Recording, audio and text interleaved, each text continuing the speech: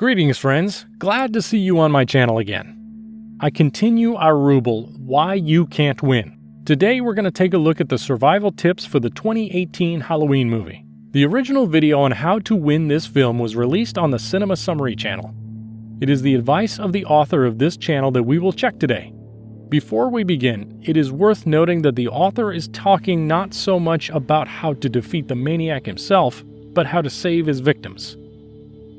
What is also no less important, only such advice that the enemy you will not wish, but about everything in order. So here we will find out if you would have been able to save yourself from the maniac if you had followed the tips for survival from this video. The first piece of advice, or rather the author's suspicion, is that when journalists come to a psychiatric hospital to interview Michael and show him the mask, to which, by the way, he does not react in any way, then you can see that the rest of the psychos start to behave strangely and shout. And Michael's attending physician does not pay any attention to this. The author says that even then it was necessary to suspect that something was wrong here, and something is wrong with the doctor. But wait a minute, what's so suspicious? That mentally ill people started screaming when they saw a strange and scary mask? Even a healthy person could easily be frightened, to say nothing of psychos. Of course this scared them, because they might think that this was not a mask at all, but, for example, a real human head. After all, they are mentally unhealthy people. Such people often have dysontogenetic disorders, which can be expressed as schizophrenia. And as you know, the flight of the schizophrenic's fantasy has no strict framework or boundaries. Of course, what they saw could create a completely different picture in their heads. In addition, they could recall the terrible events of the past, because it is not for nothing that all these people are in such a place in straitjackets. And besides, they are on a chain. Apparently, they are very dangerous. Perhaps they are the same type of serial killers as Mike. As for the doctor's reaction, how should he react? Should he be surprised that mentally unbalanced people behave strangely? Or what, try to calm them down? What kind of reaction did the author expect to see? As for me, there is nothing strange here. A common reaction to everyday life within the walls of such an institution. Therefore, there is nothing suspicious here, and the author's claim is completely unfounded. The next, no less strange advice, when journalists come to Laurie's house and talk to her about the first film's events.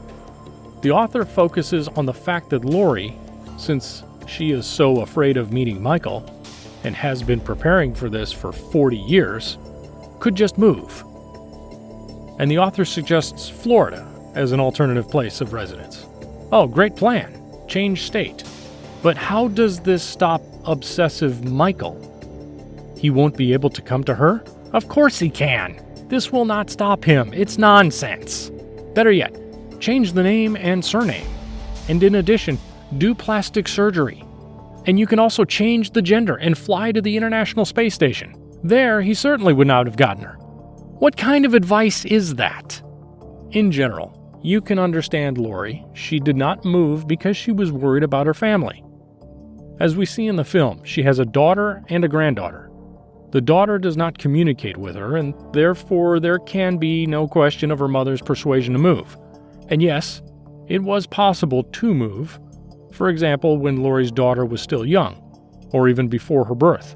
But this requires money, which young Laurie could simply not have. Therefore, we leave everything as it is, and reproach the author for the scarcity of imagination. The next tip is pretty logical, but completely unrealistic. The author says that Laurie could have simply bribed a prison guard to poison Myers in prison. Great idea. But there are several buts. Bribery of a prison guard, like attempted murder, is a crime. And if the guard turns out to be incorruptible and turns her over, who was she supposed to bribe? A security guard who delivers food? Or the chef himself? Or just a beholder? How does she even know who on guard has access to Myers? There are too many variables, and it is unlikely that one of the guards agrees to this. After Michael's death, They would certainly have carried out an autopsy and found signs of poisoning. Since a limited number of people had access to Michael, it would have been no problem to find the killer. Moreover, having acted so recklessly, Laurie could have ended up behind bars herself. It is better to prepare all life for a meeting with Michael than to spend this time in prison, and then go free and not be ready for this. In addition, a little earlier in the film, we were shown how Laurie was going to kill Michael when he was transferred to another prison, but she did not, because she is not a murderer and cannot just kill a person.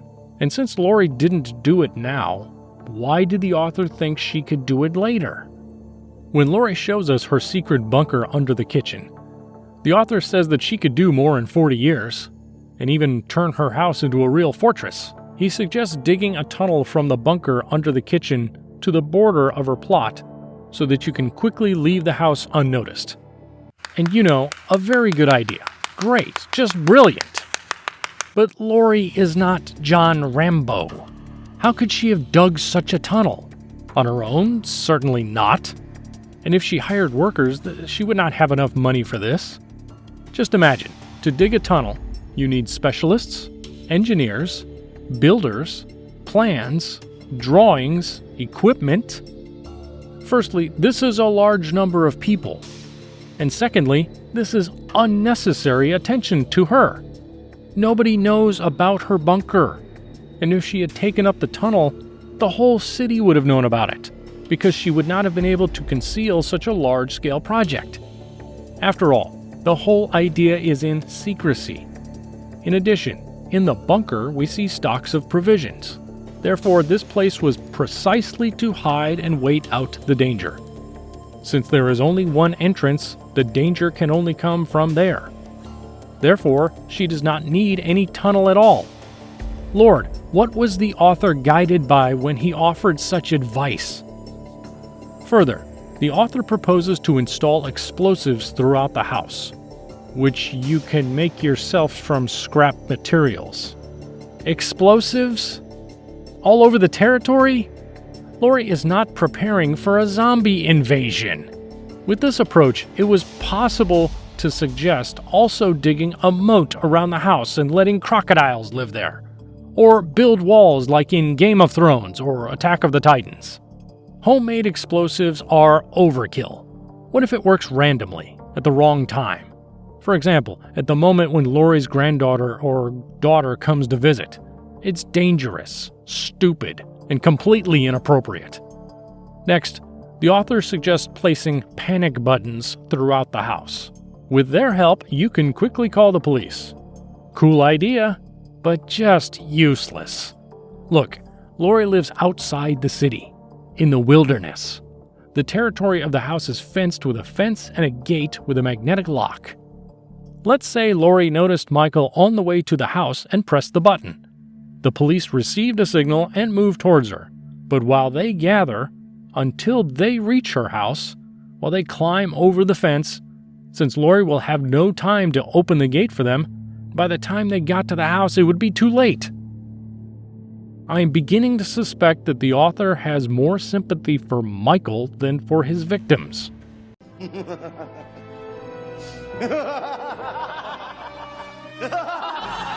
Another piece of advice the author gives to a friend of Laurie's granddaughter. When he meets Michael in the yard of the house, the author says that instead of climbing over the fence, the guy might have found another way to get out of there. And nothing that he is drunk and scared. His thinking abilities are inhibited. Therefore, his brain tells him the only thing in which he is 100% sure. Get out just like you entered. After all, he knows that this way he will be able to get out. And there may be no other way out at all. There is no guarantee that there will not be such high gates on the other side of the house. And besides, by doing so, the guy could bring trouble to the inhabitants of the house. Just imagine, he runs screaming towards the house. Residents wake up and go out to check what is going on. And of course, they fall under Michael's hand. So we will not blame the guy for hasty conclusions. He acted from considerations of how to get away the fastest. Chubby did his best, at least what he was capable of.